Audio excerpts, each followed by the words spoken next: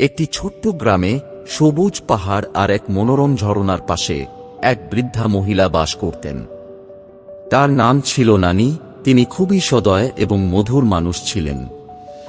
গ্রাম থেকে একটু বাইরে এক ছোট্ট কুটিরে তার বাস। তার কুটিরটি ছিল সুন্দর বাগান, কয়েকটি ফল গাছ এবং বাতাসে খিলখিল করে শব্দ করা একটি বেড়া দিয়ে ঘেরা। নানির নিজের কোনো সন্তান ছিল না এবং তার স্বামীও বহু বছর আগে চলে গিয়েছিলেন। তবে নানি একা ছিলেন না। তার ছিল একটি ছোট্ট মুরগি, পপি, যার সাদা পালক, কালো দাগ এবং লাল ঠোঁট ছিল। পপি সব সময় নানির সাথে থাকত, যেন প্রতিটি মুহূর্তে তার মতামত দিয়ে যাচ্ছে। গ্রামবাসীরা যখন তাদের ধীরে ধীরে চলতে দেখত, নানি তার লাঠি নিয়ে আর পপি তার পাশে হাঁটত, তখন তাদের মুখে এক চমৎকার হাসি ফুটে উঠত।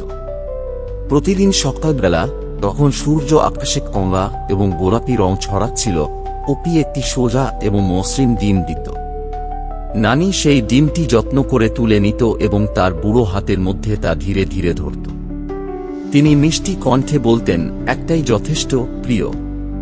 আমরা যা প্রয়োজন তা পেলেই চলে।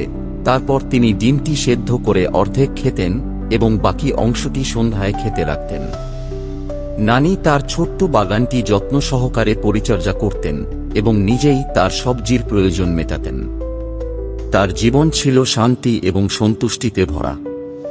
একদিন পপি দুটি ডিম দিল, যা ছিল খুবই অস্বাভাবিক। নানি অবাক হয়ে বললেন, দুটি? অদ্ভুত, আজ তো অনেক দিল। তিনি একটি সেদ্ধ করলেন এবং অন্যটি বাজারে বিক্রি করতে নিয়ে গেলেন। নানি কখনোই বেশি কিছু চেয়ে থাকতেন না, শুধু এক মুঠো চাল এবং এক টুকরো গুড়ের জন্য। দিনগুলো গেল আর পপি প্রতিদিন দুটি ডিম দিতে লাগল।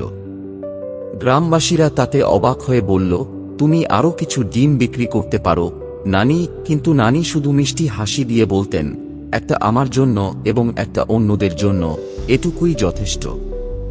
বৃষ্টির মৌসুম এল। ভারী বৃষ্টি হতেই নদী বাঁধ ভেঙে ফেলল এবং কৃষকের ক্ষেতগুলো প্লাবিত হয়ে গেল। কিন্তু পপি এখনো দুটি ডিম দিচ্ছিল প্রতিদিন এবং নানি অনেক ডিম সংরক্ষণ করেছিলেন। তিনি সেগুলি সেদ্ধ, আচার বা সহজভাবে অন্যদের মাঝে বিলিয়ে দিতে লাগলেন। কোনো কিছুর বিনিময়ে কিছুই নেননি। একদিন একদল গ্রামবাসী এসে বলল, নানি, তুমি যখন অনেক ডিম পাচ্ছিলে, কেন বিক্রি করলেই না? কেন একটু বেশি টাকা আয় করার চেষ্টা করলেই না?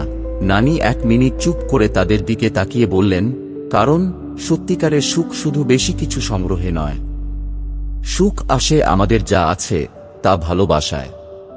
যখন সময় আসে তখন আমি যা প্রয়োজন তা নিয়েছি, বাকি সবটা ছিল অন্যদের জন্য উপহার। পপি ধীরে ধীরে নানির পায়ের কাছে এসে বসে, যেন তাকে সম্মতি জানাচ্ছে। সত্যি, সুখ সংগ্রহের মধ্যে নয়, বরং যা কিছু আছে তা প্রশংসা করেই সুখ পাওয়া যায়। যখন আমরা অন্যদের সাহায্য করি, তখন আমরা নিজেদেরও আরো ধনী করি, শুধু সম্পদে নয়, বরং ভালোবাসা, শান্তি এবং সুখে।